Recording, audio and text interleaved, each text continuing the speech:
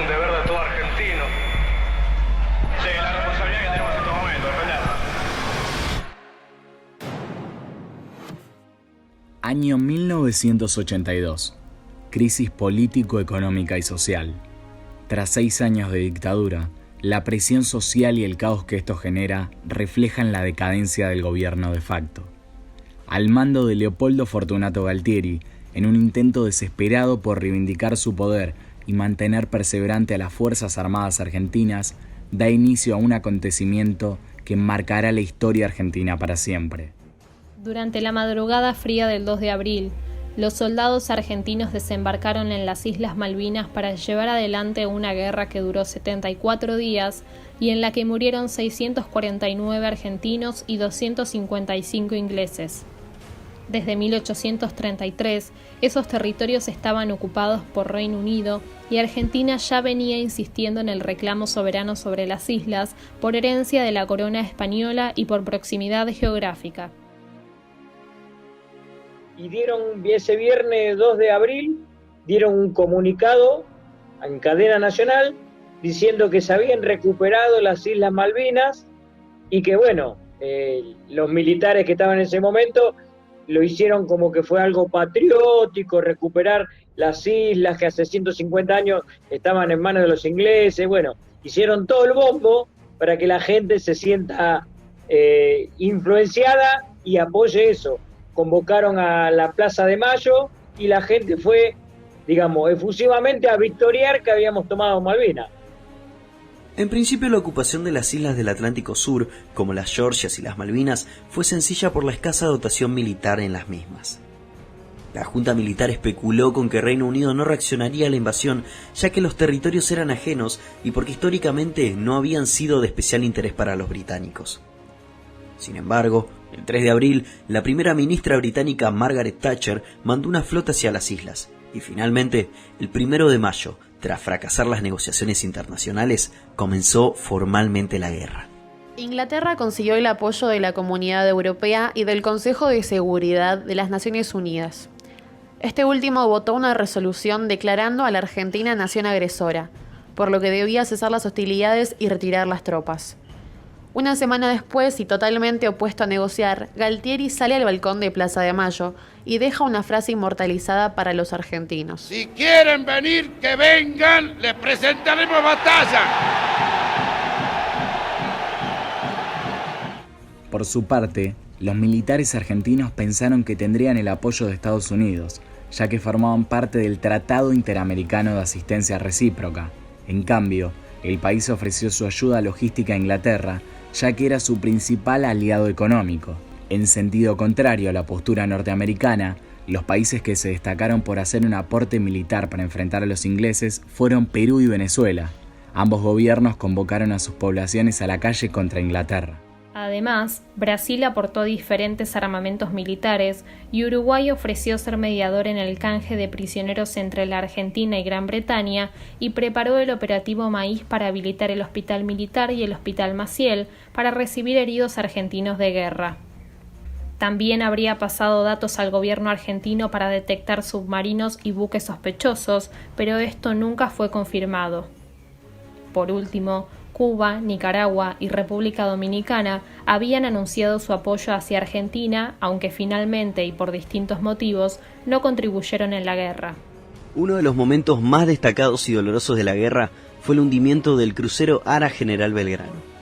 La embarcación había zarpado el 16 de abril de 1982 desde la base naval de Puerto Belgrano rumbo al Atlántico Sur, con la misión de atacar a los buques ingleses que arribaban a las Islas Malvinas.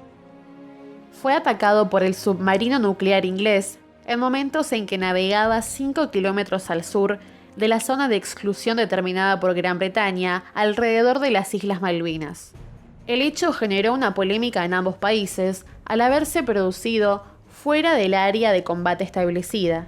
Desde ese entonces, Margaret Thatcher fue ampliamente cuestionada. From the Falklands, it was in an area which was a danger to our ships and to our people on them. Outside the exclusion zone. But it was in an area which we had warned At the end of April, we had given warnings that all ships in those areas, if they represented a danger to our ships, were vulnerable. De los 1093 tripulantes que tenía a bordo, murieron 323, casi la mitad del total de muertos argentinos en la guerra, y unos 770 lograron sobrevivir en balsas inflables, pero debieron esperar varios días en el mar con temperaturas bajo cero para ser rescatados. Mientras tanto, en Argentina se mostraba una realidad totalmente diferente a lo que sucedía en las islas. La prensa gráfica, radial o de televisión estaba sujeta a la información que el gobierno militar les otorgaba. La situación estaba clara. Había censura. El contacto lo tenían los oficiales por la radio, se comunicaban con el comando en jefe de la Armada. El contacto ellos lo tenían, pero el común de la tripulación no. Te digo más, nosotros a la noche salíamos a la cubierta principal después de cenar y poníamos Radio Colonia, que es una radio de Uruguay, que tiene mucho alcance. Y entonces escuchábamos las noticias de Uruguay contando lo que estaba pasando. Las fuentes de información eran 3: la cartera de defensa, la Casa Rosada y los corresponsales argentinos e internacionales que se encontraban en Puerto Argentino. Algunas imágenes que recreaban los artículos no eran genuinas y se mostraba a las tropas en buen estado y con el ánimo fortalecido. Además, en televisión casi no se difundían imágenes de la guerra. Incluso las que emitía ATC eran conceptualmente generales y no mostraban los rastros de combate.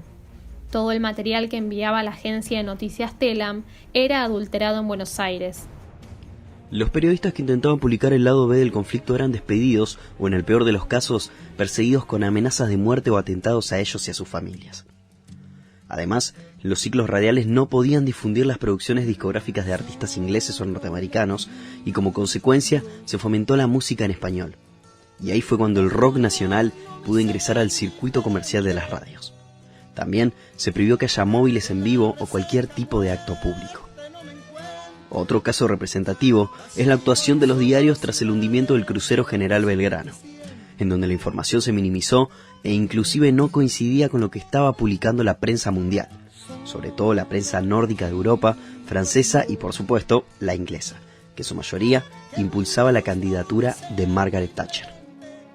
Entre los programas argentinos destacados del momento, el noticiero 60 Minutos es de los más recordados.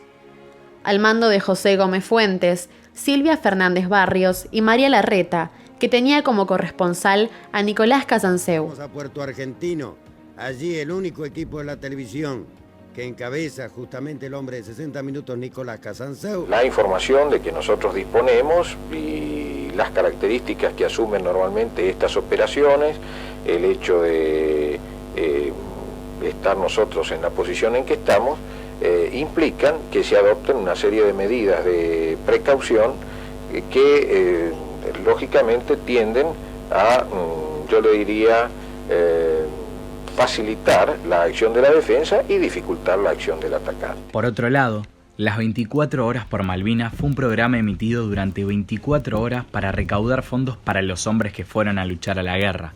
Fue conducido por la periodista Pinky y Jorge Cacho Fontana. El programa juntó a decenas de actores que donaron objetos personales y se recibieron donaciones que sirvieron para recaudar fondos destinados a los soldados.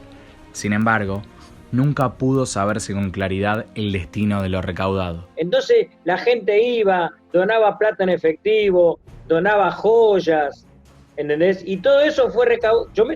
Digamos, lo dijo la historia y nos enteramos después, que esa plata se la quedaron los militares, no llegó a nada. Entre las tapas más emblemáticas, la revista Gente fue el estandarte de Editorial Atlántida para fortalecer la idea de que íbamos ganando. Fue de las primeras en engañar con el triunfo. Finalmente, un 14 de junio finalizó la Guerra de Malvinas cuando el general de brigada Mario Benjamín Menéndez y 9.800 soldados, en su mayoría jóvenes, se rindieron en Puerto Argentino ante las tropas británicas encabezadas por el general Jeremy Moore. El presidente de Argentina, Leopoldo Fortunato Galtieri, reconoció la derrota, firmó la rendición y renunció a su cargo. El combate de Puerto Argentino ha finalizado. nuestros soldados lucharon con esfuerzo supremo por la dignidad de la nación.